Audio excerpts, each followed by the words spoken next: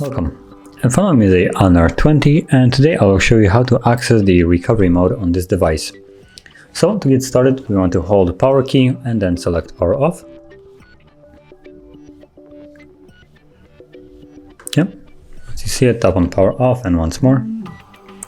Now when the device shuts off, we will hold power key and volume up, so both of those keys at the same time.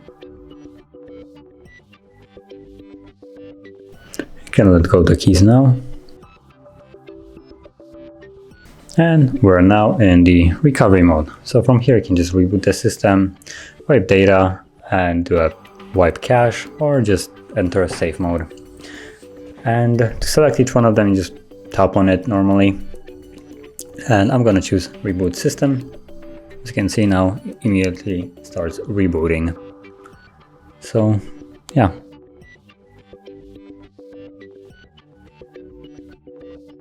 And we're back in the normal Android.